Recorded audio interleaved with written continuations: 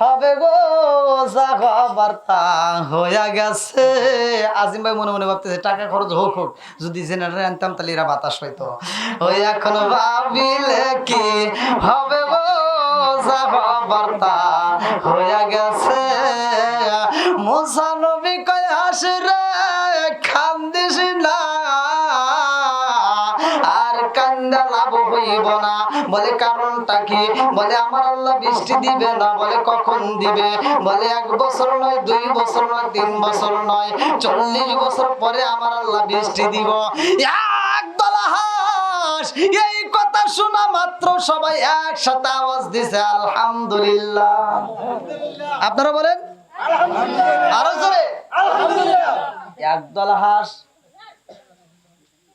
তারা যা চাওয়ার তাকে পাইছে। কয় পাইছে? না পায় কি বলছে?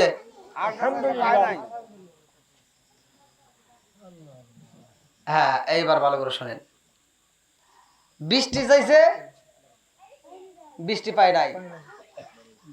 বৃষ্টি আল্লাহ 40 বছর পরে দিবে, অথচ হাঁসরা খুশিয়া বলতেছে আলহামদুলিল্লাহ।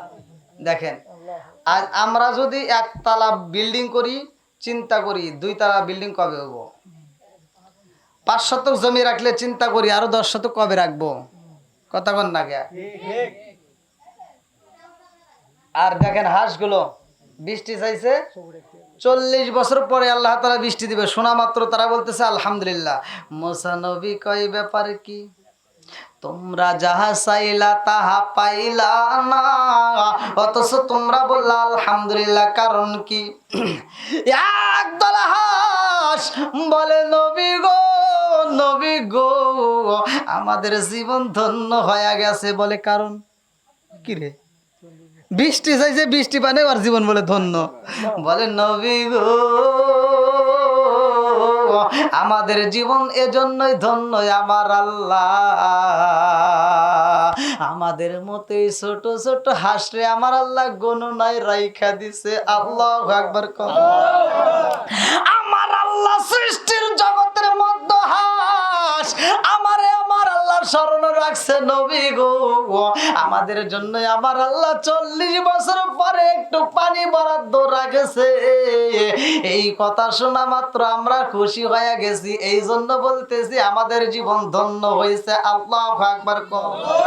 আরে হাসে যখন সাক্ষী দিছে 40 বছর পরে আমার আল্লাহ যে বৃষ্টি দিব, আমাদের জীবন ধন্য হয়েছে গো।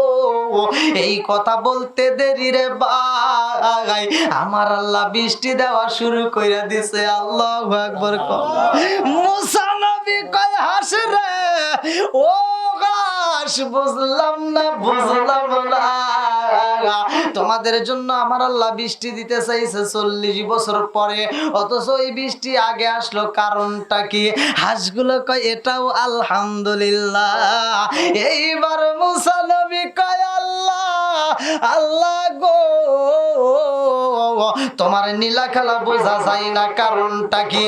ও মালিক, তুমি 40 বছর পরে যে বৃষ্টি দিতে চাইছো, ওই বৃষ্টি এখন দিলা। কারণটা কি? আল্লাহ কয় মুসা রে, হাঁসগুলো তোমার কাছে দরখাস্ত লাগাইয়া দিছে, দরখাস্তর ফাইল জমা দিলা, অথচ আমি ফাইল রিসিভ করলাম কিন্তু বৃষ্টি দিলাম না।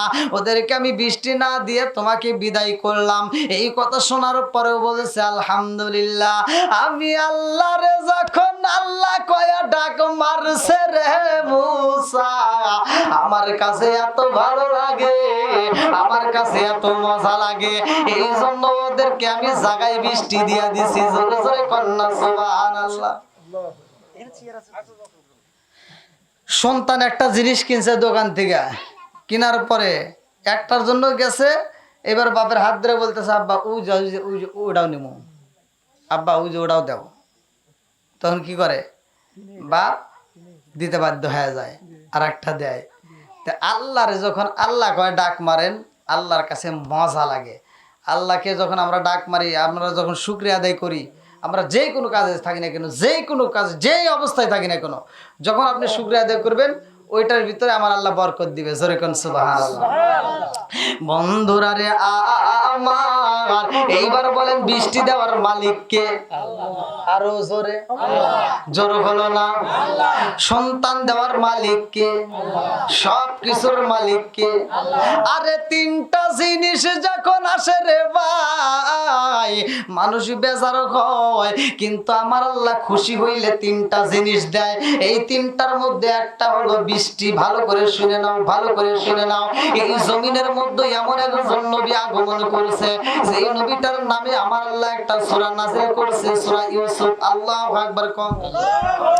আরে ইউসুফ নবী যখন দুনিয়াতে আসবে, ইয়া বন্ধুরা ভালো করে শুনে নাও, ইউসুফ নবী যখন দুনিয়াতে আসবে, ওই মুহূর্তে আবাদ ছিল রে ভাই, এলাকার ভিতর ফসলের আবাদ হইতো না, মানুষ খাওয়ানোর ব্যবস্থা ছিল না, মানুষ অভাবের ভিতর ছিল, রোদের তাপমাত্রা বেশি ছিল, মরুভূমিতে বালি বেশি ছিল, আবাদ হইতো না। যে আবাদ করা হইতো আবাদগুলো নষ্ট হয়ে যাইত। এই এলাকার ভিতরে সবাই আকার হয়ে যায় রে ভাই। ইউসুফ নবী যেই বছরে দুনিয়াতে আগমন করবে, ওই বছরে আমার আল্লাহ বৃষ্টি দিবে। ভালো করে শুইনা নাও, ভালো করে শুইনা নাও। ইউসুফ নবী আগমন করবে, ওই জামানার মানুষ পাথরের পূজা করত, মূর্তি পূজা করত, লাত মানাত উজ্জা উপলক্ষে দুর্গা সরস্বতী যে যেটাই হোক না করে এই পূজাগুলো করত। আর ইউসুফ নবী দুনিয়াতে আইব রে ভাই, নবীরা তো এই দুনিয়াতে আগমন করছে মানুষের কল্যাণের জন্য। নবীরা আসছে মানুষের হিদায়াতের রাস্তা আমার আল্লাহ খুইলা দিয়েছে। ইউসুফ নবী আসবে রে ভাই। তার বাবা ইয়াকুব নবী কেমন নবী ছিল? ইয়াকুব নবী এমন একজন নবী ছিল, যে নবীটা ওই এলাকার ভিতরে গুইরা গুইরা দাওয়াত দিত রে ভাই। ভালো করে শুইনা নাও, ওই এলাকার ভিতরে এমন একজন ব্যক্তি ছিল, যেই ব্যক্তির মানুষরা সবাই মিলে তারে দইরা চুলে সরাইছে, তারে ফাঁসি দেওয়া হইব। ওই ব্যক্তিরা যখন ফাঁসি দেওয়া হইব, সেখানে ইউসুফ নবীর বাবা ইয়াকুব নবী দাঁড়াইয়া বলে, তারে তোমরা ফাঁসি দিও না, আমি তারে আজাদ করতে চাই। আমার মুরব্বী বাবারা, এই খবর যখন মূর্তি পূজক যারা ছিল রে ভাই, তার ভিতরে যতগুলো নেতাগত ছিল সবার খবর চইলা গেছে। সবাই মিলে আন্দোলন করলো, এক একজন আন্দোলন করে বলল, তাড়াতাড়ি যাও, ইয়াকুব নবীরে বন্দী করে ফেলাও, ইয়াকুব নবীরে জেলে তুইলা দাও, ইয়াকুব নবীরে হত্যা করতে হইব। আমার মুরব্বী বাবারা, ও সোনার যুবকের দলেরা, এইবার ইয়াকুব নবীর বিরুদ্ধে মানুষ কিছু দাঁড়াইয়া গেল। ইয়াকুব নবী সব জনগণের সামনে দাঁড়াইয়া আমার আল্লাহর যখন দিনের কথা বইলা দিছে রে, আমার আল্লাহর উপর ঈমান আনতে হইব, আল্লাহর উপর তাওয়াক্কুল করতে হইব, এই কথা শুইনা গো ইস্তার মাতার কাছে খবর চইলা গেছে। ইস্তার মাতা কয়, না না না, হইতে পারে না। ইয়াকুব নবী এই এলাকার ভিতর থাকলে আমার আল্লাহ গজব দিব রে। ইয়াকুব নবীর গজবের কারণে আমাদের উপরে এই অভিশাপ শুরু হয়ে গেছে। নাউজুবিল্লাহ। ইয়াকুব নবীর সন্তান আইব ইউসুফ নবীর ভাই। ইউসুফ আলাইহিস সালাম দুনিয়াতে আগমন করবে। ওই সময় মানুষ কি করত? মূর্তির সামনে যায় তারা সবাই মিলে মূর্তি পূজা করত। ইয়াকুব নবী যাইতো না। ইয়াকুব নবী আমার আল্লাহর উপর তাওয়াক্কুল করেছে রে ভাই। সব কিছুর মালিক কে? আর একটু জোরে বলেন কে? আল্লাহর উপর তাওয়াক্কুল করেছে রে ভাই। মূর্তির কাছে মাথা নত করতে যাই নাই। এইবার ইস্তার মাতার কাছে খবর চইলা গেছে ইয়াকুব আলাইহিস সালামের সন্তান আসবে দুনিয়ার বুকে। এইবার ইয়াকুব নবী যখন মূর্তির কাছে আসে না রে বন্ধু, ইস্তার মাতা সবার সামনে বইলা দিল, ইয়াকুব নবীর যে সন্তান আসবে, এই সন্তান দুনিয়াতে আগমন করার কারণে জাননি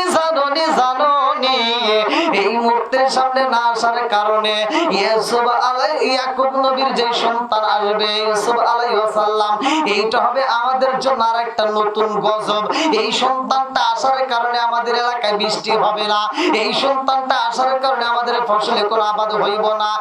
এইবার যখন ইস্তারা মাতা সবার সামনে বইলা দিছে রে ভাই, সব নেতা গোতারা বইলা দিল, তাইলে তুমি কি করবা? বলে আমি এই মুহূর্তে মূর্তির সামনে যায় বলবো যে এই সন্তানটা দুনিয়াতে আসবে, ওই সন্তান ধ্বংস হয়ে যাইবে, ওই সন্তানের মা ধ্বংস হইবে, ওই সন্তানের বাবা ধ্বংস হইবে। ইস্তার মাতা যাইয়া মূর্তির সামনে আগুন নিয়ে পূজা করে চারদিকে ঘুরতেছে আর বলতেছে যেই সন্তান আগমন করবে গো, ওই সন্তানটা ধ্বংস হোক, ওর মা ধ্বংস হোক, ওর বাবা ধ্বংস হোক। এই বইলা যখন মূর্তি পূজা শুরু কইরা দিছে, আমার মুরব্বি বাবারা, ইউসুফ আলাইহিস সালামের মা বেতায় যন্ত্রণায় ছটফট করে রে বন্ধু, দুইটা চোখের পানি বালায়া কান্দে রে ভাই। মা যখন বাচ্চা প্রসব করে ভালো করে শুই নাও, ভালো করে শুই নাও। যাদের মা আছে মায়ের খেদমত করবেন, কারণ মা দুনিয়াতে একটা সন্তান জন্ম দিতে গিয়ে যেই কষ্টটা করছে পৃথিবীর বুকে এর মতো কষ্ট আর হতে পারে না। আমরা বুঝি না মা যে কত কষ্ট করছে, আমরা কিন্তু এটা অনুধাবন করি না। যখন সন্তানটা দুনিয়াতে আসে, এ আসতে গিয়ে মায়ের যে কষ্টটা দিছে, এই কষ্টটার ঋণ আমরা জীবনেও কোনোদিন শোধ করতে পারবো না। কতক্ষণ ঠিক কিনা? এ আমার মুরব্বি বাবা আজিরা গো, মায়ের মনে কষ্ট দেওয়া যাবে না, মায়ের মনে কষ্ট দেওয়া যাবে না। মা জননী কত কষ্ট করছে ভালো করে শুয়ে নাও। ইউসুফ আলাইহিস সালামের মা পেটের ব্যথা সহ্য করতে পারে না, দুইটা চোখের পানি পালায়া কান্দে। এক একজন এক একটা কানা ঘুষা শুরু কইরা দিছে। একজন কই যাও যাও তাড়াতাড়ি যাও, মূর্তির কাছে যাইতে হইব, ওইখানে যা পূজা করতে হইব, মূর্তি পূজার কাছে যাও যাও যাও যাও যাও। এইবার ইয়াকুব নবী কয় আমি সেই মালিকের কাছে যাব রে, আমি কোন মূর্তির কাছে যাইতে পারবো না, আমি যাব আমার মালিকের কাছে। এই বইলা ইয়াকুব আলাইহিস সালাম একটা জঙ্গলের ভিতরে যায়, বনের ভিতরে বইসা আমার মালিকের সিজদা দিয়া দুইটা চোখের পানি পালায়া কান্দে আর কয় আল্লাহ গো, এই বিপদের মুহূর্তে তুমি ছাড়া আর কেউ নাই। ও মালিক, এই বিপদের মুহূর্তে তুমি ছাড়া আর কেউ নাই রে আল্লাহ। আমার সন্তান দুনিয়ার বুকে আগমন করবে বিপদের মুহূর্তে। ও আসমানের মালিক, তুমি তো সৃষ্টিকর্তা, তুমি তো রিজিক দাতা, আল্লাহু খায়রুর রাযিকিন। চিৎকার মেরে কন্যা আল্লাহু আকবার। ইয়াকুব নবী দোয়া করেছে রে বন্ধু, আর ইউসুফ আলাইহিস সালামের মা রাহেলা বেতায় ছটফট করে রে ভাই। ইউসুফ নবী দুনিয়াতে আগমন করবে, ওরা বলেছে এই জন্য দুনিয়াতে আগমন করার কারণে এই দুনিয়াতে আর বৃষ্টি হবে না, এই দুনিয়াতে ফসলের আবাদ হইব না, এই দুনিয়াতে অভাব অনটন লাইগা থাকবে। আমার আল্লাহর লীলা খেলা বোঝা যায় না রে ভাই। ইউসুফ আলাইহিস সালাম যখন দুনিয়াতে আগমন করবে, ওই মুহূর্তে আমার আল্লাহ মুসল দ্বারাই বৃষ্টি দিছে রে ভাই। বৃষ্টি দিয়ে আমার আল্লাহ বুঝাইয়া দিছে নবীরা হিদায়াতের জন্য আছে, তারা গজব নিয়ে আসে নাই। জোরে জোরে কন্যা কথা ঠিক কি? আমার আল্লাহ যখন তুমুল হারে বৃষ্টি দিছে রে ভাই, এই বৃষ্টির মধ্যে রে বন্ধু ভালো করে শুইনা দাও, ইউসুফ আলাইহিস সালামের জন্ম হইছে। ওই দিকে ইস্তার মাতা মূর্তি পূজক রে ভাই আগুন নিয়ে এইবার মূর্তির সামনে বলতেছে সন্তানটা ধ্বংস হোক, মা ধ্বংস হোক, এই কথা বলে আর আগুন নিয়ে গড়ে রে ভাই। চারদিকে বৃষ্টি হয়, অত সেই বৃষ্টির ভিতরে ইস্তারা মাতার শরীরে আগুন লাগে গেছে। আগুন ধরাইছে কে? আগুন কার কথা শুনে? জোরে কোন? সবকিছুর মালিক আল্লাহ। এই যে বৃষ্টি আসে এটাও আল্লাহর। আবার এই যে বর্ষা মাসে আমরা পানি পাবো, খাল বিল নদী নালা ভরে যাবে, এটা দেয় কে? আবার টান দিয়ে নিয়ে যায় কে? দেখেন আগুন ইস্তার মাথার শরীরে লেগে গেছে, এমন ভাবে লাগছে, দেখেন বৃষ্টির ভিতর আগুন তারও নিভার কথা, আর আরো আগুন জ্বলছে, জ্বলাইছে কে? আল্লাহ। আগুন লাগছে, ইস্তার মাথা পুরা, সে আগুন অবস্থায় ঘর থেকে বের হইছে, বেরোলে কি হবো? কত পানি দিতেছে, কিন্তু পানিতে কাজ হয় না, আগুনটা ধরাইছে কে? আমার আল্লাহর ধরা শক্ত, আল্লাহ ধরে না, কিন্তু আল্লাহ যখন ধরে তখন ছাড়ে না। বন্ধুরা রে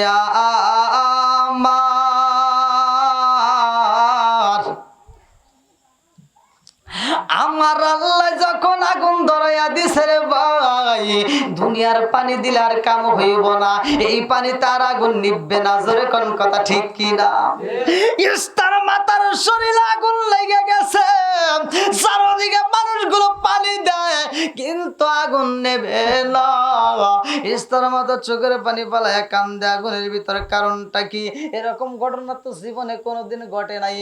এইবার ইয়াকুব আলাইহিস সালামের সন্তান আইসেনি, এইবার জনগণ বলে হ্যাঁ হ্যাঁ, এইবার ইস্তার মাতা কথা শুনে আর কই বুঝলাম না, এই গজবের কাহিনী বুঝলাম না। চারদিকে বৃষ্টি হয় অথচ আমার শরীরে আগুন লাগা যায়। আমার আল্লাহ বুঝাইয়া দেয়, নবী আইছে রে, আর মূর্তি পূজা চলবে না, মূর্তি পূজা বন্ধ হয়ে যাবে। জোরে কন্যা কথা ঠিক কি না? ইউসুফ আলাইহিস সালামের জন্ম হয়েছে, আমার আল্লাহ বৃষ্টি দিয়েছে ইয়াকুব নবী, এইবার জঙ্গলের ভিতর দিকে বৃষ্টির মধ্যে বাড়ির দিকে রওনা দিছে। বাড়ির ভিতরে আসে রে ভাই, মনটা বেজার, দুইটা চোখের পানি পালায়া কানতে কানতে বাড়ির ভিতর ঢুকতেছে। হে আমার মুরব্বী বাবারা, স্ত্রীর যদি সমস্যা হয় রে ভাই, স্বামী কিন্তু কষ্ট পায়, স্ত্রীর বিপদ হইলে স্বামী সহ্য করতে পারে না। কথা কোন ঠিক কিনা? ঠিক। এই ওয়াজের ভিতরে একটু মাঝে মাঝে কিন্তু ওয়াজ করতে হয়, একটু কথা বলে যাই।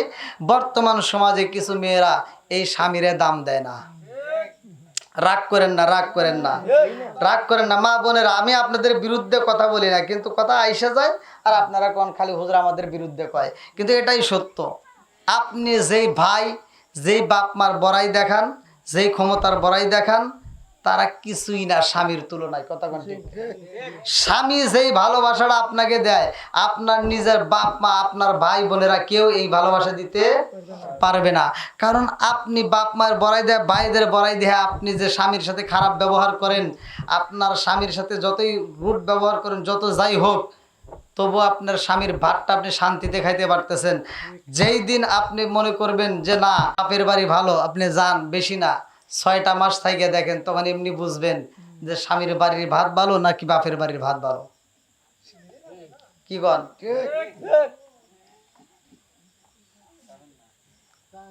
অথচ সমাজে 99% মহিলারা স্বামীরে কষ্ট দেয়, স্বামীর কথায় তর্ক করে, আছে না নাই? রাগ করেন না, আমি পড়ছি বইয়ের ভিতরে, আমি পড়ছি, যেই মহিলাটা স্বামীর সাথে চোখ রাঙ্গায় কথা বলবে, আমার আল্লাহ ওই মহিলার চোখের মধ্যে সীসা গরম করে করে ঢেলে দিবে। স্বামীর সাথে খারাপ ভাষায় কথা বলেন না, চোখ রাঙায় কথা বলেন না, স্বামীর একটু দাম দিয়েন। বন্ধুরা রে আমার মুরব্বী বাবারা, ভালো করে শুনে নাও, ভালো করে শুনে নাও। ইউসুফ আলাইহিস সালাম দুনিয়ার বুকে আগমন করেছে রে, আমার আল্লাহ বৃষ্টি দিয়া বুঝাইয়া দিছে গো, এই দুনিয়াতে এখন ফসলের ভালো আবাদ হয়ে যাইবে। আল্লাহু আকবার কম। আরে ওই বছরে এত সুন্দর আবাদ হয়, এলাকার মানুষেরা খুশি হয়েছে রে ভাই। এইবার সব জনগণ বলে নবী গো, ও ইয়াকুব আলাইহিস সালাম, ও আল্লাহর নবী, আপনার সন্তানটা দুনিয়াতে আগমন করছে যেই দিন, বৃষ্টি হয়েছে সেই দিন, এত সুন্দর আবাদ হয়েছে গো নবী, আমরা বুইজা পালাইছি। আমাদের ইস্তার মাতা যেই কথা বলেছিল, আমাদের যেই আমরা মূর্তি পূজা করতাম, এটা ভুল, আপনার খোদাই সত্য। জোরে জোরে কন্যা সুবহানাল্লাহ। নবী গো, নবী গো, ও নবী গো, এই মুহূর্তে আমাদেরকে কালেমাটা পড়াইয়া দেন। এই মুহূর্তে আমরা আপনার হাতে হাত রাখতে চাই।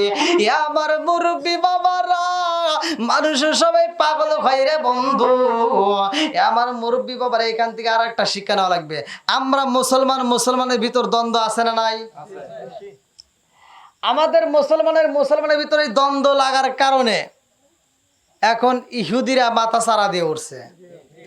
আজকে আমরা যদি এক হইতাম, আমরা এক প্ল্যাটফর্মে দাঁড়াইতে পারি, দেখবেন ইহুদিরা কুত্তার মতো পালাবে। কথা কোন ঠিক কিনা ভাই? রাগ করিস না রে ভাই, এটাই সত্য। আজকে আমরা যদি মুসলমান এখানে হাদিসের ভিতরে আছে আল মুসলিম আখুল মুসলিম, মুসলমান ভাই ভাই, এদের ভিতরে কোনো দ্বন্দ্ব নাই। আজ আমরা মুসলমান দ্বন্দ্ব করি, ইহুদিরা হাসে। আমাদের ব্যবহার, আমাদের কথা, আমাদের চলাফেরা, আমাদের আদব কায়দা এমন হতে হবে যেটা দেখে অন্য ধর্মের মানুষ পাগল হয়ে কালেমা পড়বে। কথা কন? যতগুলো নবী দুনিয়াতে আসছে, ভালো করে শোনেন, যতগুলো নবী দুনিয়াতে আসছে, কোন নবী কারো গলায় গামছা দিয়ে কয় নাই কালেমা পড়ো? বলছে? কোন নবী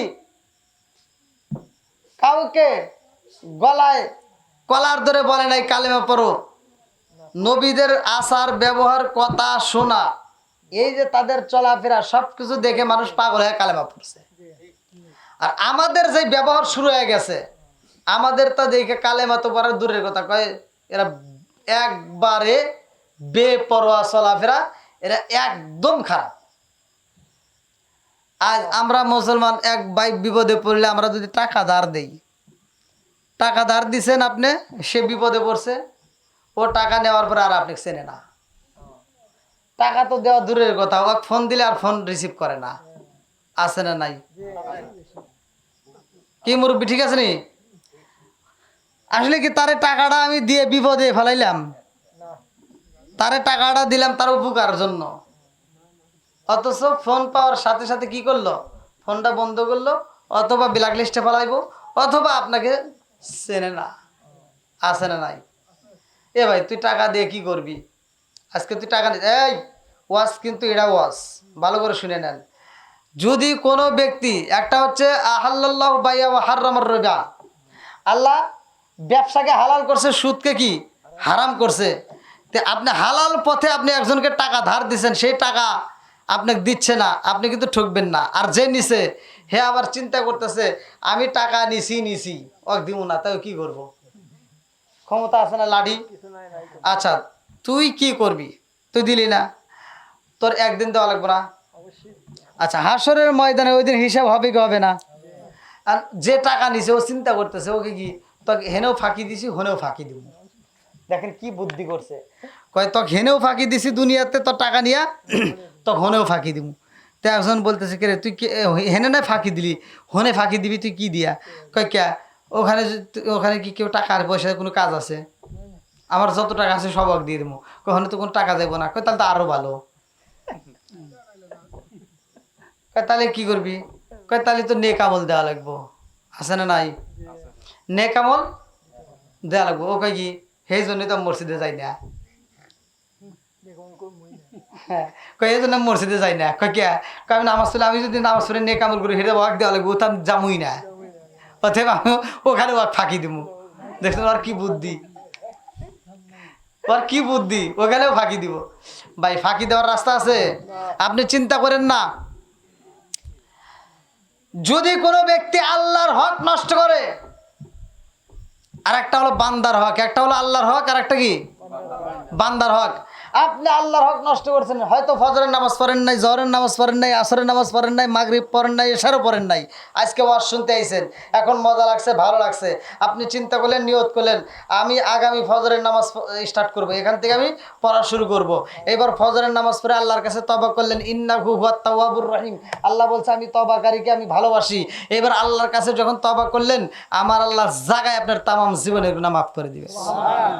তবে সব গুনাহ মাফ, ওই যে টিয়া যে নিছেন ওটা মাফ হবো না। ও হ্যাঁ, ওইটা আল্লাহ মাফ করবে না। শুধু ওইটা না, আপনার 2টা সন্তান আছে বা একটা সন্তান আছে, 3টা মেয়ে আছে, একটা ছেলে আছে, 3টা মেয়ে আছে, সমাজে এগুলো বেশি হয়। 3টা মেয়েরও অংশ দেওয়া লাগবে দেখে বাপটা করে কি তাড়াতাড়ি গোপনে যা রেজিস্ট্রি অফিসে যা ছেলের নামে সব লিখে দেয়। আছে না নাই? কথা বল না কে ভাই? যদি কোনো প্রমাণ দেন, প্রমাণ আছে, ভালো করে শোনেন। এই ভুলগুলো সমাজে আছে না নাই? ভাই রাগ করেন না, ওয়াজ সবাই জানে। আপনি হজের, এই যে আমি ইউসুফ নবীর ঘটনা বলতেছি, অনেক মুরব্বীরা এগুলো জানে। হ্যাঁ, এই যে এইটা অনেকেই জানে না, জানার পরেও আমল করে না, এই জন্য আবার কানের ভিতর ঢুকাই দিচ্ছি, এখনো সোজা হয়ে যান। এই সন্তান 3টারে ফাঁকি দিয়েছেন, মেয়েরে 3টারে ফাঁকি দিয়া আপনি যেই ছেলেরে অর্থ দিলেন, সম্পদ দিলেন, জমি দিলেন, এইবার আবার কিছু জমি বেচে হজে গেলেন, হজ করে গেলেন, আপনি মনে করতেছেন গ্রামের সবাই হাজি করবে। হ্যাঁ, আপনাকে হাজি কইতে পারে, ঠিক আছে, কিন্তু আপনি হাজি না, আপনি 1 নাম্বার পাজি। আপনি হাজি না, আপনি 1 নাম্বার পাজি। কারণটা হলো কি, ভালো করে শুনে নেন। আপনি হজ করছেন, আপনি মনে করতেছেন আপনার হজ কবুল হয়েছে, না, অত সহজ না। আপনার 3টা মেয়েরে যে ফাঁকি দিছেন, আপনি হজ করে আল্লাহর জান্নাতে যেতে পারবেন না। আল্লাহ বলছে আমার হক নষ্ট করছস, আমি আল্লাহর জায়গায় মাফ করে দিছি, কিন্তু 3টা সন্তানের যে হক নষ্ট করছস, ওরা যতক্ষণ মাফ না করবে ততক্ষণ আমি আল্লাহও তোরে মাফ করব না।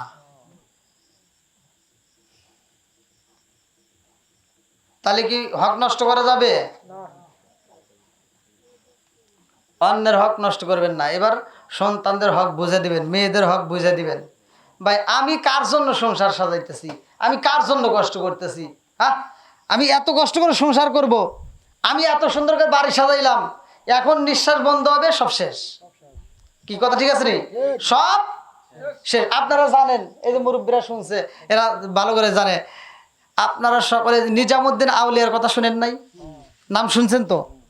নিজামুদ্দিন আউলিয়ার ঘটনা আমি আজকে সকালেও পড়লাম, যে নিজামুদ্দিন আউলিয়া উনি এত ডাকাতি করছে, শেষ মুহূর্তে এমন একজন ডাকাতের গেছে।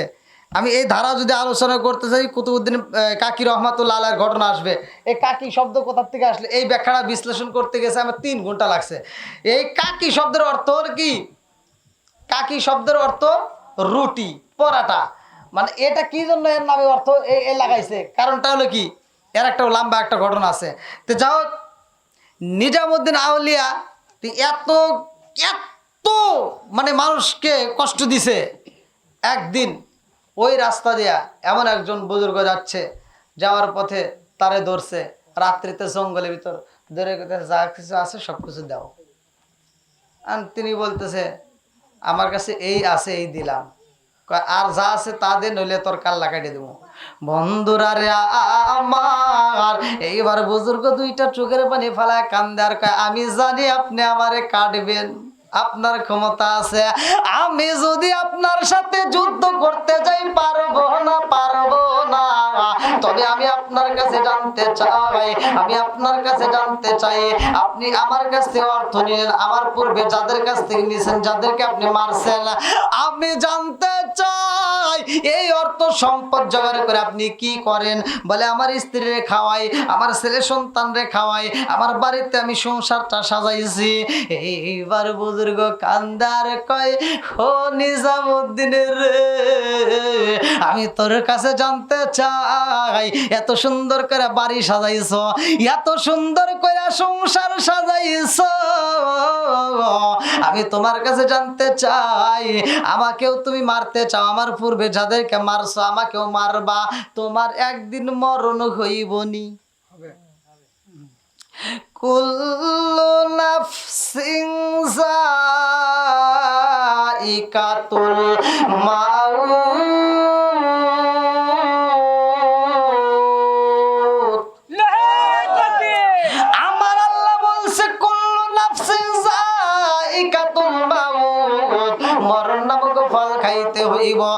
নিজামুদ্দিনে কয় আমারও একদিন মরণ হইব রে, আমার সাথে কেউ কোনোদিন তর্ক করে নাই, তুমি করো, কারণটা কি? এইবার পাগলা খানদার কয় ও নিজামুদ্দিন, আমি কেন তর্ক করে জানো নি? আমি এজন্য তর্ক করতেছি তোমার কাছে ভালো করে শুনে নাও, তোমার মতো কপাল পোড়াই একজন নাই। নিজামুদ্দিন কয় আমি কপাল পোড়া মানে কি বলতে চাও? বলে তুমি এত কষ্ট কইরা যেই সংসারটা সাজাইছ, তুমি যেই সম্পদ লইয়া তোমার বিবি রে খাওয়াও, তোমার ছেলে সন্তান রে খাওয়াও, তোমার যখন মরণ হইব রে নিজামুদ্দিন, তোমার যেই দিনে মরণ হইব, এই হারাম পথে উপার্জন কইরা তুমি সংসার সাজাইলা, তারা সংসারে সবকিছু ভক্ষণ করবে, সবকিছু খাইবে, সংসার পাইবে, কিন্তু তোমার গুনার বাগি হবে না। নিজামুদ্দিন কয় কি কয় সেটা কি সম্ভব? আমি এত কষ্ট কইরা সংসার সাজাইলাম, আমি এত মানুষের কষ্ট দিয়ে যেই অর্থগুলো নেই আমি তাদেরকে খাওয়াই, অথচ তারা গুনার বাগি হবে না, এটা কেমন কথা? আমি তোর কথা বিশ্বাস করি না। পাগলা কয় নিজামুদ্দিন রে, আমি তোমার তিনটা প্রশ্ন করবো রে নিজামুদ্দিন, এই তিনটা প্রশ্নের উত্তর দিয়া গো তুমি আমারে হত্যা করবে, আমার কোনো দুঃখ নাই। এক নম্বরে তোমার মরণ হইব নি, দুই নম্বরে তুমি যেই সন্তান তোমার বিবিদেরকে যে খাবার খাওয়াও, তারা তোমার খাবার খাবে, তোমার পোশাক পরবে, কিন্তু তোমার গুনার বাগি হইব না।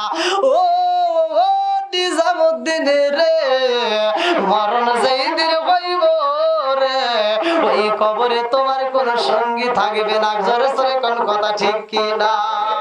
ওরে ওয়াসিন দাসে রাচিন পাখি যেদিন ওই রাজাইব রে, এক নজর দেখিতে মানুষ আইব রে, মানুষ আইব রে,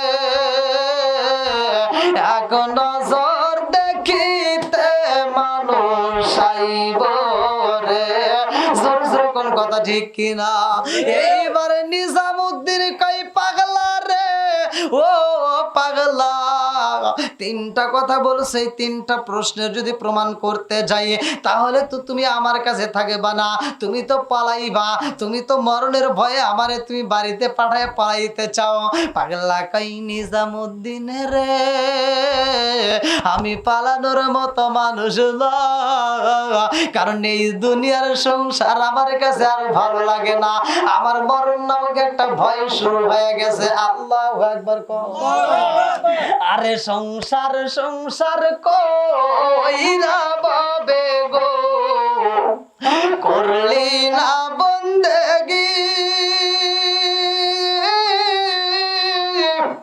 কিভাবে কাটাইবি মনরে, কবরের জিন্দেগি রে, ওরে জীবন গুনাই গুনাই গেল রে, সংসার সংসার কইরা বাবে গো, করলি না বন্দেগি, কিভাবে কাটাইবি মনরে, কবরের জিন্দেগি রে, ওরে জীবন গুনাই গুনাই গেল রে, বাড়ির পাশে পুকুর পারে গো, বাড়ির পাশে পুকুর পারে গো, বাঁধবি বাঁশের ঘর,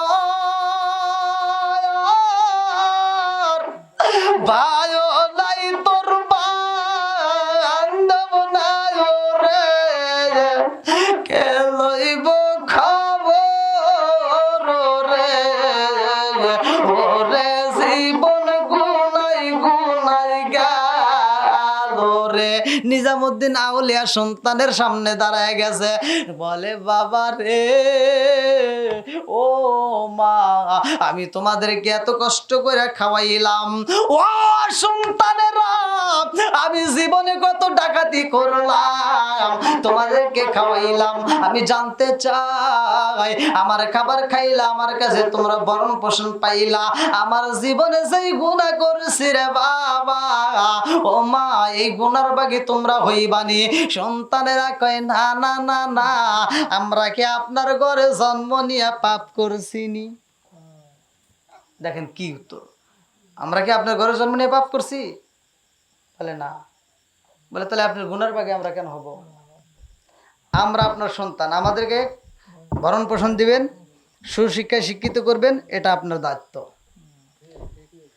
আপনি কেমনে খাওয়াবেন, কোথার থেকে আইনা খাওয়াচ্ছেন, আপনি হালাল পথে খাওয়াবেন নাকি হারাম পথে খাওয়াবেন, এটা আপনার ব্যাপার।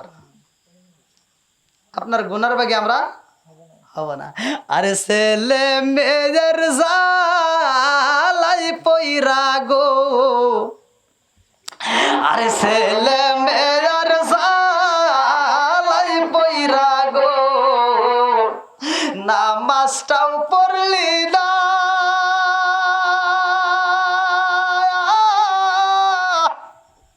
কোন দিন জানি আজরাইল আইসা গো, সবই করে পরে ওরে, জীবন গুনাই গুনাই গেল রে। এইবার নিজামুদ্দিন কান্দার কয় ও বিবি আয় রে বিবি আয়, আমি জানতে চাই রে বিবি, ও বিবি আমি এত কষ্ট করে ডাকাতি কইরা, আমি রাত্রেতে রাত যাপন কইরা, আমি দিনের বেলায় ডাকাতি করি, রাত্রের বেলায় ডাকাতি করি, এত কষ্ট করে আমি তোমাদেরকে খাওয়াইলাম, ভরণ পোষণ করলাম, ও বিবি আমার জীবনে আমি যত গুনাহ করেছি রে, এই গুনার ভাগ তুমি নিবানি। বিবি কয় স্বামী গো, ও স্বামী এই গুনার ভাগ আমি কেমনে নেব, এটা কি সম্ভব? বলে আমি এত কষ্ট করে খাওয়াইলাম, আমি হারাম পথে উপার্জন কইরা এত আনন্দ করলাম, অথচ তুমি গুনার ভাগে কেন হইবা না? বিবি কয় স্বামী গো, ও স্বামী আপনি যেই দিন আমারে বিয়া করেছিলেন, বিয়ার শর্ত নামাই কি এই কথা উল্লেখ আসেনি? বিয়ের একটা শর্তনামা আছে না, দেখবেন ওখানে লেখা আছে এই মেয়েটার ভরণ পোষণ দায় দায়িত্ব যাবতীয় ইদ্যত আপনার উপর। কথা কোন ঠিক কিনা? বন্ধুরা রে আমার,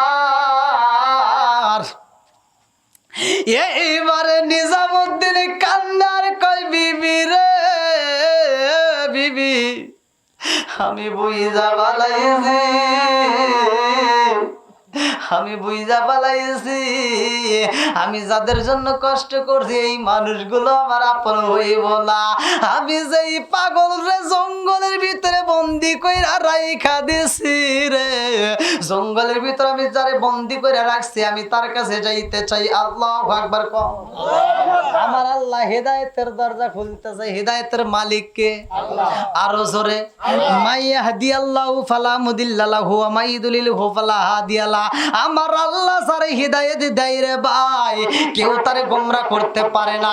আর আমার আল্লাহ যারে হিদায়াত দেয় না রে বন্ধু, কেউ তারে হিদায়াত দিতে পারে না। কথা কোন ঠিক কি না? নিজামুদ্দিন এইবার চইলা যাই জঙ্গলে, যাইয়া দেখে পাগলা কান্দে রে। নিজামুদ্দিন যায় কান্দে আর কয় পাগলা, আমার জীবনে আমি অনেক বড় পাপ করছি রে, আজকে তোরেও কাল্লা কাটতে চাইছিলাম, অথচ তোর কাল্লাটা কাটলাম না।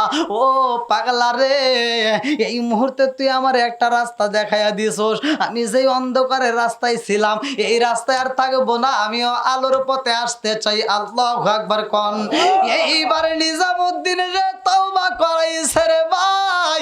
পাগলা কয় নিজামুদ্দিনের রে, তোমার গুনাহ আমার আল্লাহ মাফ করবে কিনা জানি না, তবে যাও যাও এখানে কোন নদী আসেনি? বলে হ্যাঁ এই এলাকার ভিতর আমি ডাকাতি করি, এই এলাকার ভিতর কোথায় কি আছে আমি ভালো কইরাই জানি। আমার মুরব্বী বাবারা ভালো করে শুনে নাও, আমার আল্লাহ তাআলা কোরআনুল কারীমের ভিতর বলছে ইল্লা মান তাবা ওয়া আমানা ওয়া আমিলা আমালান সলিহান ফাউলাইকা ইবাদদিলুল্লাহু সাইয়্যাতিহিম হাসানা। আল্লাহ বলছে যারা তো নেক কাজ করে আমার আল্লাহ তাদের তামাম জীবনের গুনাহ আল্লাহ জায়গায় মাফ করবে। আমি দলিল দিয়ে বলতেছি, কোরআনুল কারিমের ভিতর আছে। আল্লাহ বলছে ইল্লা মান তাবা ওয়া আমানা ওয়া আমিলা আমালান সালিহান ফাউলাইকা ইবাদদিলুল্লাহু সাইয়্যাতিহিম হাসানা। বন্ধুরা রে আমার, এইবারে নিজামুদ্দিন যাইয়া এমন ভাবে গোসল করেছে রে বন্ধু, গোসলখানায় যাইয়া চোখের পানি পালায় কান্দে আর কয় জীবনে এত পাপ করছি গো, জীবনে আমি এত মানুষরে কষ্ট দিছি, এত মানুষ হত্যা করেছি। আমার মন বলে আমার আল্লাহ বুঝি আমারে মাফ করবে না, আমার আল্লাহ বুঝি আমারে মাফ করবে না। নিজামুদ্দিনের চোখের পানি পালাইয়া নদীর ভিতর গোসল করে, চোখের পানি টাপ টাপ করে পোড়া পোড়া পানির ভিতর পড়ে রে ভাই। এই দৃশ্যে আমার আল্লাহ দেখা খুশি হয়েছে রে বন্ধু। ভালো করে শুই না নাও, এক ফোঁটা চোখের পানি ফালাইয়া যদি কাঁদতে পারো, এক ফোঁটা চোখের পানি ফালাইয়া যদি তওবা করতে পারো, এই চোখের পানির কি দাম ভালো করে শুই না নাও। কিতাবের ভিতর উল্লেখ করা হয় আমার আল্লাহ এই চোখের পানি দিয়া জাহান্নামের আগুন বন্ধ করে দিবে। জোরে জোরে কন্যা সুবহানাল্লাহ। এইবার নিজামুদ্দিন মনের মতো কইরা গোসল কইরা চোখ ভরা পানি নিয়ে পাগলার সামনে দাঁড়াইয়া কান্দে আর কয় আমি তো বড় অপরাধী, আমার আল্লাহ আমারে মাফ করবে নি। বলে আর চিন্তা করো না, এইবার তুমি গাছের গোড়ায় একটা মরা গাছ দিছে, ভালো করে শুই না নাও। এ আমার মুরব্বী বাবারা ভালো করে শুই না, একটা মরা গাছের গোড়ায় বসাইয়া দিছে। বলে এই মরা গাছের নিচে বইসা বইসা আমার মালিকের কাছে তওবা করে চোখের পানি পালায়া কান্দো। নিজামুদ্দিন কয় আমি এই গাছের নিকটে বসবো, কারণটা কি? বলে এই মরা গাছের নিচে বইসা যদি আমার মালিকের ডাইকা খুশি করতে পারো গো, আমার আল্লাহ তোমার তামাম জীবনের গুনাহ মাফ কইরা দিব। নিজামুদ্দিন বলে আমার গুনাহ মাফ হইছে এটা আমি কেমনে বুঝবো, কারণ আমার জীবনে আমি যেই পাপ করেছি গো, আমার মন বলে আমার আল্লাহ বুঝি আমারে মাফ করবে না। এইবার পাগলা কয় আর কান্দো না, চোখের পানি পালায় কানতে হইলে মালিকে একটু দেখাইয়া দাও। আমার মালিকের কাছে চোখের পানি পালায় কানবা, আমার মালিকের কাছে চোখের পানির অনেক দাম। পাগলা কয় নিজামুদ্দিনের রে, তোর গুনাহ আমার আল্লাহ মাফ করছে এই প্রমাণ যদি পাইতে চাও, এই মরা গাছের নিকটে বৈশা কানবা। সেই দিন দেখবা মরা গাছের তাজা ফুল ফুইটা গেছে রে, সবুজ পাতায় আইছে, মনে করবা সেই দিন আমার আল্লাহ তোমার তামাম জীবনের গুনাহ জাগায় মাফ করে দিছে। জোরে জোরে কন্যা সুবহানাল্লাহ। এইবার নিজামুদ্দিন আউলিয়া গাছের নিকটে বৈশা বৈশা কান্দতে, চার চোখের পানি পালায় কান্দে। আমার মুরব্বী বাবারা ভালো করে শুই না নাও, তার মনের ভিতর কল্পনা জল্পনা, আমার জীবনে আমি যত পাপ করছি গো, এই পাপ বুঝি আল্লাহ ক্ষমা করবে না। আমার জীবনে যত অন্যায় করছি আল্লাহ বুঝি মাফ করবে না। এই জন্য তিনি উপর দিকে লজ্জায় তাকায় না, কিন্তু নিচের দিকে তাকায় শুধু চোখের পানি পালায় কান্দে। আরে বন্ধুরা রে, আমার আল্লাহ কারে কেমনে মাফ করবে এটা আমার আল্লাহই ভালো জানে। হিদায়াতের চাবিকাঠি তো দুনিয়ার কারো হাতে দেওয়া হয় নাই, হিদায়াতের চাবিকাঠি একমাত্র আমার আল্লাহর হাতে। মাই ইয়াহদিয়াল্লাহু ফালা মুদিল্লা লাহু ওয়া মাই ইউদ্লিলহু ফালা হাদিয়া লাহু। এইবার নিজামুদ্দিন আউলিয়া যেই গাছের নিকটে বইসা রইছে রে ভাই, ওই এলাকার ভিতরে একটা সুন্দরী নারী ছিল। এইবার ওই সুন্দর লেখা আছে কিতাবের ভিতরে, সুন্দরী মেয়েটার জন্য একটা যুবক পাগল হয়ে গেছে। ওই যুবকটা সুন্দরী মেয়েটার বিয়ের প্রস্তাব দেয়, জিনা করার জন্য প্রস্তাব দেয়। এই মেয়েটা যখন এই নেশাখোর ব্যক্তির সাথে জিনা করতে রাজি হয় না, একবার ছেড়ে দুইবার ছেড়ে কয়েকবার যখন ডিস্টার্ব শুরু করে দেয়, এই ছেলেটা মেয়েটার হুমকি দেয়। এই মেয়েটার হুমকি দেয় তুমি যদি আমার সাথে জিনা করতে রাজি না হও আমি তোমার হত্যা করব। এই মেয়েটা ঘরের ভিতরে যাইয়া চোখের পানি পালাইয়া কান্দে আর কয় আল্লাহ গো,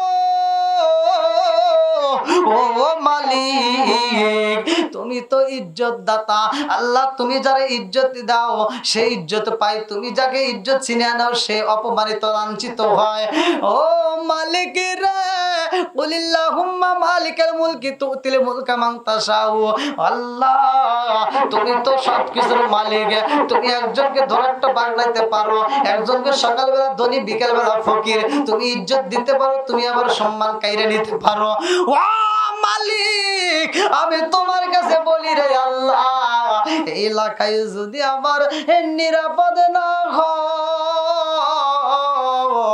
আল্লাহ তুমি আমারে মরণ দাও, আমার এই দুনিয়ার থেকে নিয়ে যাও।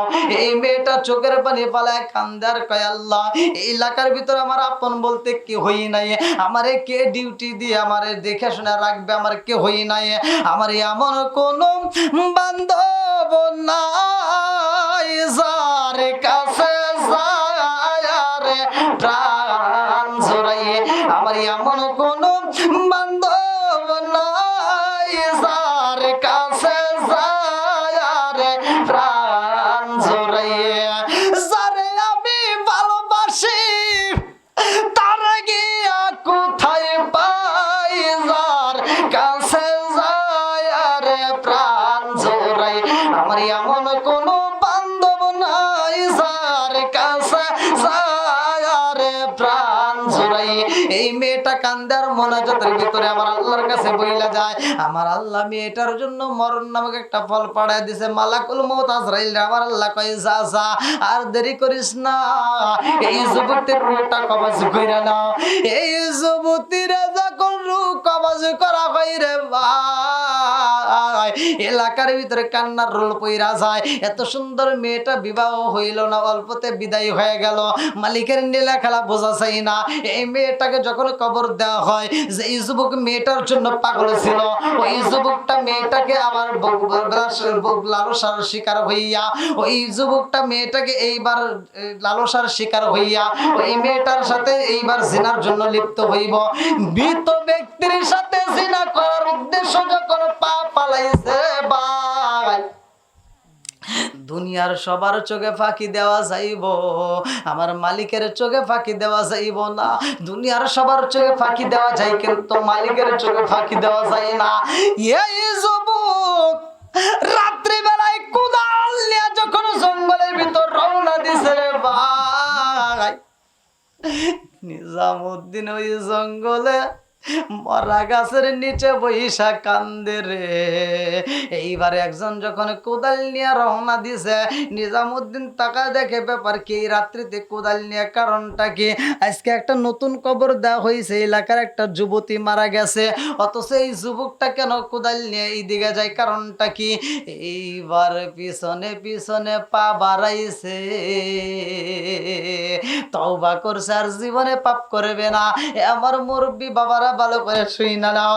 এইবার যুবক যখন কবরস্থানে যাইয়া রে, কবরের বাটি ঘোরা শুরু কইরা দিছে। নিজামুদ্দিন তাকা দেখে ব্যাপার কি, কারণ বুঝি না। একজন যুবক আইসা কেন নতুন কবরটা খোরে, কারণটা কি? দূরের দিকে লক্ষ্য করে দেখে এই কবরটা খুইরা রে ভাই, ভিতরে যাইয়া যখন মেয়েটার গায়ে হাতটা লাগাইয়া দিছে, এই মেয়েটার গায়ের পোশাকটা যখন কইলা পালাইছে, কে যেন আওয়াজ দেয়, ও যুবক রে, এই কবরস্থানে আমি একালা, আমার সাথে তো অনেক কবরবাসী আছে, ও যুবক রে, এই কবরের ভিতরে আমার তুই উলঙ্গা কইরা পালাইলি, আমি তোর লাভে বিচার দেব আমার মালিকের দরবারে। আল্লাহু আকবার। কবরের ভিতরে আওয়াজ উঠায়, কবর যেন কেমন নাড়া দেয়, এই যুবকের মনের ভিতর ভয় লাগে না, কিন্তু কবরটা যখন আওয়াজ হয়ে যখন নাড়া মারছে, যুবকের ভিতরে একটু ভয় লাগে গেছে, টাস করে উইটা দাঁড়াইছে রে ভাই। আবার যখন উইটা যাইতে লাগে, আবার যখন মেয়েটার প্রতি পাগল হইছে, আমার কবরের ভিতর ঢুইকা যখন জিনার কাজে লিপ্ত হইব রে, এমন সময় নিজামুদ্দিন তাকায়া দেখে ব্যাপার কি, মরা মানুষের সাথে কেন জিনা করা হয়, এটা তো সম্ভব না। আমার জীবন জীবনে তো আমি তওবা করছি, আর জীবনে মানুষ মারব না, আমার জীবনে আর কোনোদিন পাপ করব না। কিন্তু এই দৃশ্য দেখে তো আমি চুপ থাকতে পারলাম না। ও মালিক, আমি চেষ্টা করেছিলাম আর মানুষ মারব না, কিন্তু আজকে এই দৃশ্য দেখে সহ্য করতে পারলাম না। এই পাপাচারের দুনিয়াতে রাখা যায় না। এই বইলা কোদালটা হাতে নিয়ে তারেও যখন একটা কোপ মাইরা দিব রে ভাই, বলে কে তুই কে? যুবক কয় আমি এলাকার খাম। এইবার নিজামুদ্দিন বলে এলাকার তুই কেমন খাম, তার আমি তোরে দেখা দেই। একটা কোপ যখন মাইরা দিছে রে, কাল্লা গেছে এক জায়গায়, বডি পড়েছে আর এক জায়গায়। নিজামুদ্দিন এইবার চোখের পানি নিয়ে কানতে কানতে আবার গাছের গোড়ায় যায় চোখের পানি বলে কান্দার কয় তওবা করে আবার তওবা আল্লাহ ভাঙ্গিলাম, অবশেষে আবার তওবা করিলাম, তওবা করে আবার তওবা আল্লাহ ভাঙ্গিলাম, অবশেষে আবার তওবা করিলাম। চিৎকার মেরে কন্যায় আল্লাহু আকবার।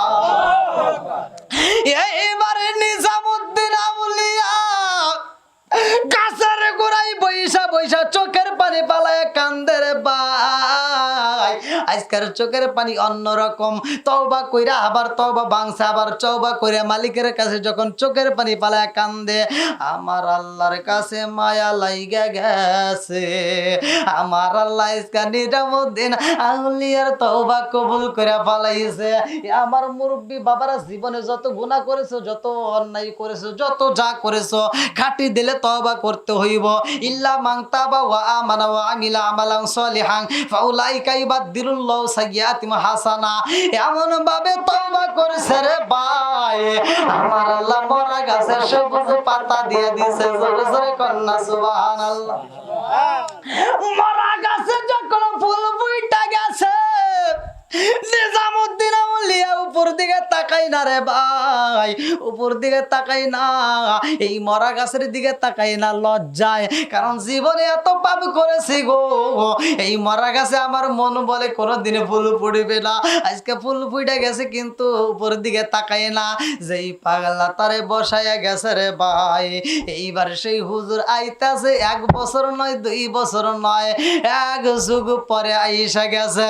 আইসা দেখে রে নিজামুদ্দিন আউলিয়া কান্দে রে, মরা গাছে ফুল ফুইটা গেছে। হুজুর ডাক দিয়া বলে নিজামুদ্দিন, ও নিজামুদ্দিন কেমন আছো? বলে আলহামদুলিল্লাহ। বলে তোমার কি খবর? বলে হুজুর আমার জীবনে পেয়েছেই পাপ করছি গো, এই পাপকে আমার আল্লাহ ক্ষমা করবে নিয়া। হুজুর কয় ও নিজামুদ্দিন উপর দিকে তাকাও। নিজামুদ্দিন আউলিয়া চোখের পানি পালায় কান্দে আর কয় উপর দিকে তাকাইলে আমি কি দেখবো? আমি তো ভালো কইরাই জানি এই মরা গাছে ফুল ফুটবে না। আপনি উপর দিকে তাকাইতে বলতেছেন কারণটা কি? আমার বুঝি মরা গাছটাও বুঝি রইল না, এই মরা গাছটা বুঝি পইরা গেছে, এই দৃশ্যটাই বুঝি আমারে দেখাইতে চান। হুজুর কয় নিজামুদ্দিন রে, ও নিজামুদ্দিন, আজকে আমার আল্লাহ তোরে এত ভালোবাসে রে, আমার আল্লাহ মরা গাছে ফুল ফুটায় দিছে। জোরে জোরে কন্যা সুবহানাল্লাহ। আসলে তো গরমের ভিতর আমি যদিও ভাই অনেক কষ্ট করতেছেন, আর কষ্ট করেন না। আমি যদি একটু বাতাস আসছি, কিন্তু আপনারা তো একবারই পাচ্ছেন না গরমের ভিতর। না গরম সবাই মানে পাচ্ছে, এটা আমি ভালো করে জানি। এই গরমের ভিতরে যে ফ্যানটা চলতো তাও একটু আরাম পাইতেন।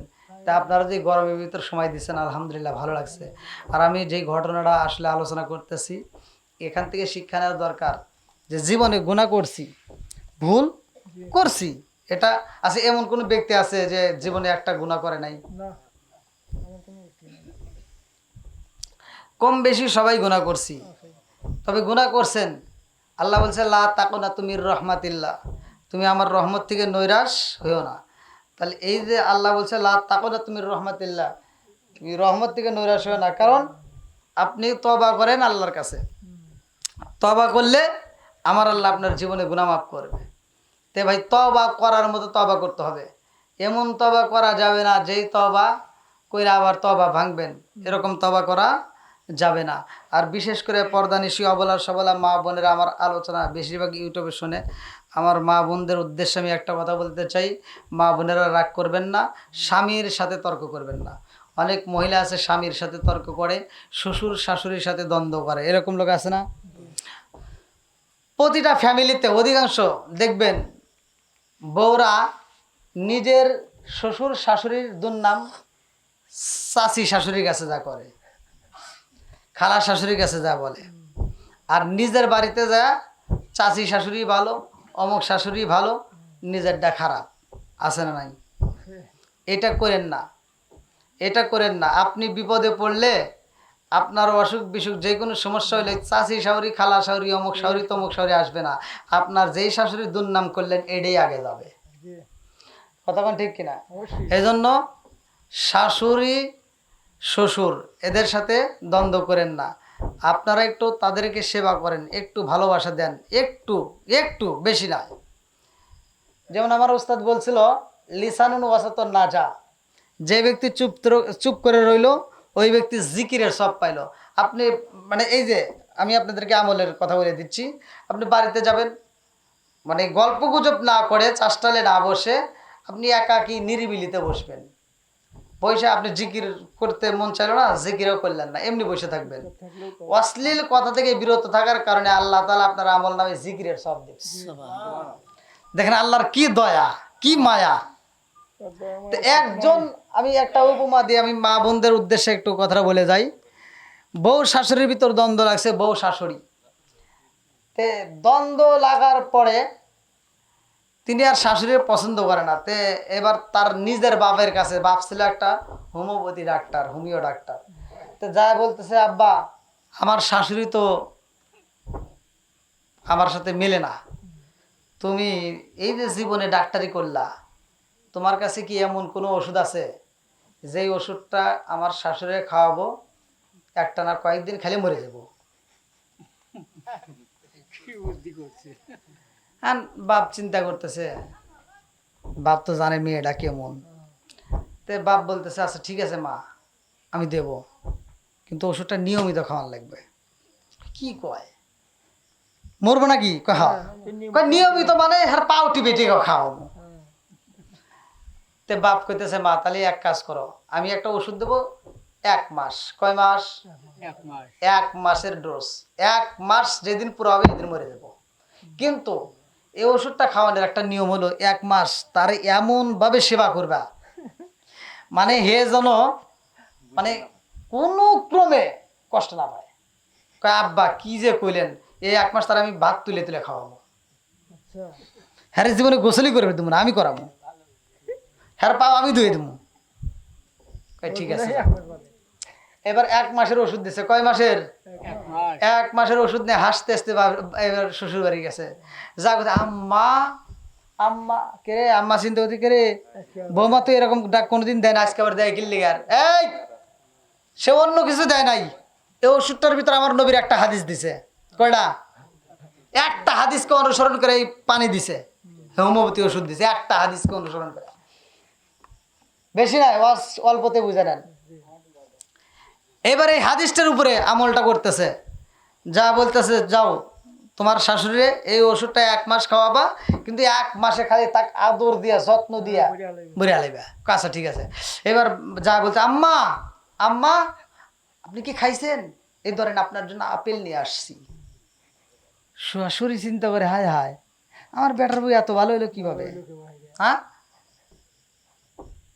সকালবেলা ঘুম থেকে উঠে অন্যদিন বউরে ডাইকে তোলা যায় না, লাখ সাহেবের বিটি ওঠে 9টার সময়, আর আজকে লাখ সাহেবের বিটি উঠছে ফজরে আজানের আগে।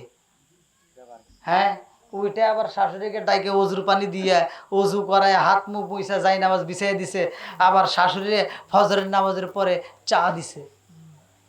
শাশুড়ি চিন্তা করতেছে হায় হায় হায় আমার বেটার বউ এত ভালো। একদিন, 2 দিন, 3 দিন, কয়দিন? 3 দিন করছে। 3 দিন যখন ভালোবাসা পাইছে, শাশুড়ি চিন্তা করতেছে, হায় হায়, আমার বেটার বউ আমারে একটানা 3 দিন এত ভালোবাসে, এত সেবা দেয়, এত আদর করে, আর এই বেটার বউরে কি আমি একটু ভালোবাসতে পারবো না? এবার 3 দিন যখন সে সকালবেলা চা পাইছে, এবার 3 দিনের পরে 4 দিনের মাথায় যা শাশুড়ি আগে ঘুম থেকে উঠতে যায়, এবার শাশুড়ি একটা চা বানাইছে, নিজের জন্য একটা, বৌমার জন্য একটা। এবার দুইজনের জন্য 2টা বানায় বৌমার রুমে ডাকে, যা বলতেছে, বৌমা ধরো চা নাও। এখন বৌমা কাছে, হায় হায় সর্বনাশ, আমার শাশুড়ি আমার জন্য চা নিয়ে আইছে। এ আম্মা, আপনি কি করছেন? আপনি আমার জন্য কেন চা বানাইছেন? শাশুড়ি বলতেছে, বৌমা তুমি আমার জন্য যদি প্রতিদিন বানাইতে পারো, আমি কি তোমার জন্য একদিনও বানাইতে পারি না? তুমি শুধু আমারে ভালোবাসবা, আমি কি তোমারে ভালোবাসতে পারি না? চিন্তা করতেছি, কি রে, আমাকে ভালোবাসে। এইবার ওষুধ চলতেইছে, ওষুধ কি চলতেইছে। বউ যখন শাশুড়ির সাথে ভালো ব্যবহার শুরু করে দিছে, শাশুড়ি এবার বউয়ের সাথে ভালো ব্যবহার শুরু করে দিছে। এইবার যখন ভালো ব্যবহার চলতেইছে, 21 দিন, 22 দিন, 23, 26, 27, 28, যখন 29 গেছে, 30 দিনের দিন মরে যাবে। এবার 29-এর দিন যায় চোখের পানি ফালায় কাঁদতেছে, জীবনে করলাম কি, কি করলাম, মস্ত বড় ভুল করে ফেললাম। আমার শাশুড়ি যে আমাকে এত ভালোবাসে, এটা যদি আগে বাসতো তাহলে এই বিষটা আমি তারে খাওয়াইতাম না। এত ভালোবাসে কেন? মনে মানতেছে না, আল্লাহ কালকে মরে যাবো, কি করলাম? আরে এই মরবো মরবো, এত ভালো লোকে মনে মানতেছে না। এবার আবার চলে গেছে বাপের বাড়ি, যা বলছে, আব্বা ওষুধ যে দিছিলেন কয় দিনের? কয় 30 দিন। বলে, আব্বা এটা কি হবো? কয় কালকে তোমার শাশুড়ি মরে যাবে। কয়, আব্বা আর কোনো ওষুধ নাই? কয় কিসের? ওষুধটা চেঞ্জ করে দেন যাতে আমার শাশুড়ি বাঁচে। কয় না মা, আর এরকম নাই। তে বলতেছে, আব্বা আমার শাশুড়ির জন্য আমি আগে আপনার কাছে কি বলছিলাম? কয় তুমি বলছিলে যদি তোমার শাশুড়ি বাইসে থাকে তাহলে তুমি সংসার করবা না, আর যদি মরে যায় তাহলে করবা। কয় আব্বা আমার শাশুড়ি যদি মরে যায় তাহলে আমি সংসার করবো না, আর যদি বাইসে থাকে তাহলে করবো। ওষুধ দেন।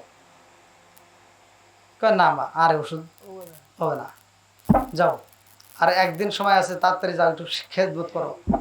এবার যায়, ভালো লাগতেছে না, আর কি মনে, আর কি চোখে ঘুম আসে, এত সুন্দর শাশুড়ি মা মরিয়া দেবো। এবার আর ভালো লাগতেছে না। বউ যখন চোখের পানি ফেলায় কান্দে, শাশুড়ি দেখে যে কি আমার বোর্ডে এত কান দেখে, কয়েকদিন ধরে এত মন নষ্ট, যা মাথায় হাত বুলাই দিতেছে, তেল দিয়ে বলতেছে, বৌমা কি হয়েছে তোমার? আসো মা, আমার বুকে আসো।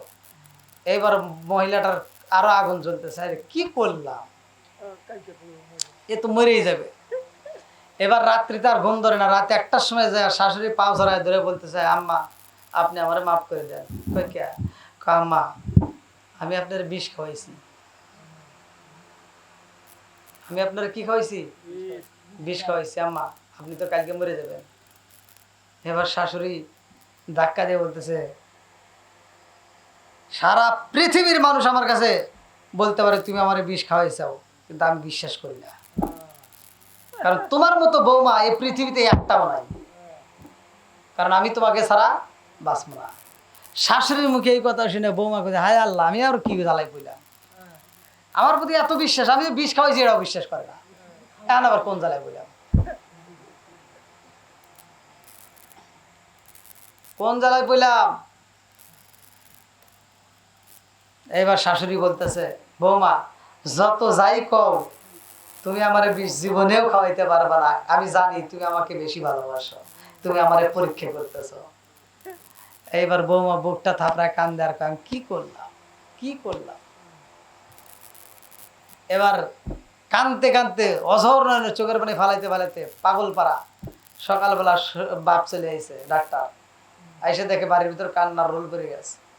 যা বলতেছে, কি মা কান্দো কেন? আব্বা তোমার দোষ, আম্মা আপনারা যে আমি বিষ খাওয়াইছি আমার আব্বা দিছে।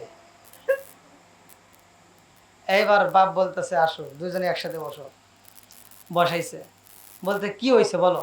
কাপ বা আপনি যে বিষ দিছেন আমার শাশুড়ি খাইছেন, আমার শাশুড়ি তো মরে যাবো, আমার শাশুড়ি যদি মরে তাহলে আমি বাঁচব না। এবার বাপ বলতেছে মা আমি তোমার বিষ দেই নাই, আমি আল্লাহ রসুলের একটা হাদিসকে কেন্দ্র করে আমি তোমাকে একটু পানি দিয়েছিলাম। আল্লাহ রসুল বলছে লিসানুন ওয়াসাতান নাজা, যে ব্যক্তি চুপ রইল সে ব্যক্তি আমল করলো, অর্থাৎ আমি তোমার জবানটা বন্ধ করে দিছিলাম, আমি তোমার জবানটা কি বন্ধ করে দিছিলাম, ঝগড়া যাতে না করো। তো এই একটা মাস তুমি যখন তার সাথে ভালো ব্যবহার করছো সেও তোমার সাথে ভালো ব্যবহার করছে। এই জন্য দেখবেন একজন যদি রাগে আর একজন ঠান্ডা হওয়া দরকার, যদি হতে পারেন তাহলে ওখানে ঝগড়াঝাটি হবে না। কারণ শাশুড়ি মা যদি একটা কথা বলে বৌমারা চিতেন না, এখনকার বৌমারা তো শাশুড়ি একটা কথা বলে 3টা উত্তর দেয়, আছে না নাই? আছে, কিন্তু এগুলো আছে। এই জন্য বৌমারা আপনারা যারা আসছেন আপনারা আমার কথা রাগ করেন না, আমি আপনাদের ভালোর জন্য বললাম। শাশুড়ির সাথে ভালো ব্যবহার করবেন, দেখবেন সংসারের ভিতর শান্তি পাইছেন। শাশুড়ি যদি আপনার জন্য একটু দোয়া করে ওই সংসারের ভিতর বরকত হবে। তো যাই হোক, আপনারা দীর্ঘ সময় কথা শুনলেন মনোযোগ সহকারে, আপনাদেরকে আমি কষ্ট দিছি? নামাজ কার হুকুম? আল্লাহর হুকুম। বাপ মায়ের খেদমত করাও আল্লাহর হুকুম। তাহলে আল্লাহ বলছে ওয়াসাইনাল ইনসানা বিওয়ালিদাইহি ইহসানা হামালাতুহু উম্মুহু কুরহা ওয়া দুআতুহু কুরহা। আল্লাহ বলতে তোমার মা বাবাকে ইহসান করো, তাদেরকে দয়া করো, তাদেরকে ভালোবাসো। তে ভাই আপনাদের পায়ে হাত দিয়ে বলতেছি শেষ মুহূর্তে মা বাবার খেদমত করবেন, মা বাবার মনে কষ্ট দিয়েন না, মা বাবাকে কষ্ট দিয়েন না। আজকে যদি আপনি মা বাবাকে খুশি করতে পারেন আল্লাহ আপনার জন্য খুশি হবে। আল্লাহ আপনার জন্য মক্কা মদিনা ঘরে রেখে দিছে, আমরা বুঝি না তাই টাকা খরচ করে দৌড় পারি, কিন্তু মা এবং বাবার মুখে যদি হাসি ফুটাইতে পারেন ভাই আপনি যেই কাজেই হাত দেন না কেন ওই কাজের ভিতরে বরকত পাবেন। জিরো হয়েছেন আপনি হিরো হয়ে যাবেন যদি মা বাবারে খুশি করতে পারেন। আর মা বাবারে কষ্ট দিয়ে আপনি 4 তলা না 5 তলা না 10 তলা বিল্ডিং এর মালিক হতে পারেন, ওই 10 তলা বিল্ডিং এর ভিতর শুইতে পারবেন, মাগার আরাম পাইবেন না। ওই 10 তলা বিল্ডিং এ কি সুখ নাই, তাহলে মায়ের মনে কষ্ট দেওয়া যাবে না। তা মাকে ভালোবাসবেন, অন্তর থেকে মা বাবাকে সেবা করবেন, আর 5 ওয়াক্ত নামাজ নিয়মিত আদায় করবেন, হালাল খাবেন, হারাম ছেড়ে দিবেন, হাসতে হাসতে আল্লাহর জান্নাতে যাবেন। ওয়াজ লম্বা করলে করা যায়, ওয়াজ শর্ট করলেও করা যায়। তা আমার শর্ট কথা এটাই, 5 ওয়াক্ত নামাজ পড়বেন, হালাল খাবেন, মা বাবার খেদমত করবেন, আপনি হাসতে হাসতে আল্লাহর জান্নাতে যাবেন। এর চাইতে আর ভালো কথা আমার জানা মতে আর হতে পারে না, যে যত ওয়াজই করুক। তো ভাই দীর্ঘ সময় কথা বললাম, বাড়িওয়ালা যে উদ্দেশ্যে আয়োজন করেছে আল্লাহ তাআলা তার নেক মকসুদগুলো পুরা করুক। আমি প্রতিদিন তো মাহফিল নিয়ে একটু ব্যস্তই, আগামীকাল আবার সিরাজগঞ্জে প্রোগ্রাম, তা আপনারা আমার জন্য দোয়া করবেন। আল্লাহ তাআলা যেন আমাকে দিনের পথে কবুল করে এবং দেশ বিদেশে এই কোরআনের দাওয়াত দেওয়ার জন্য তৌফিক দেয়, সবাই কোন আমিন। যদি কেউ কষ্ট পায় থাকেন ক্ষমার দৃষ্টিতে দেখবেন, আমি গুনাহগারের জন্য দোয়া করবেন। আমার আজিম ভাই অনেক কষ্ট করছে, সেই মাহফিলের ডেটটা নিছে, যদি আর একদিন পরে যদি ফোনটা দিত তাই ডেটটা পাইতো না। তো যাও আলহামদুলিল্লাহ, আমি যখন দাওয়াত নেই, দাওয়াত হতে পারে ছোট হতে পারে বড়, আমি যেখানে কথা দিই সেখানে আমি হাজির হয়ে যায়, আল্লাহ যদি হায়াতে বাঁচা রাখে। অনেকে আছে দেখা যায় অল্প টাকার মাহফিল নিয়ে যদি বেশি টাকার মাহফিল পায় ওইটা চলে যায়। আপনাদের 80,000 পর্যন্ত পাইছি, একবার যে পাই না তা না, কিন্তু ওই 80,000 টাকার কাছে যদি আমি একজনের কাছে যদি 200 টাকা দিয়েও মাহফিল নেই, এই 200 টাকায় আমার কাছে 80,000 টাকার চাইতে দাম, কারণ এটা আমার কাছে আগে বুক করছে। এই জন্য আমি মাহফিল নিলে মাহফিলের ডেট আমি কোনো জায়গায় মিস করি না। আমার মাহফিল হতে পারে ছোট হতে পারে বড়। তো যাই হোক, আপনারা আমার জন্য দোয়া করবেন, আমি আপনার জন্য দোয়া করি। সভাপতিকে আপনি বলেন, কথা বলেন, আপনি কথা বলার পরে ইনশাল্লাহ আমরা একই সাথে মনোযোগ করে দেবো। শেষ করে দিলেন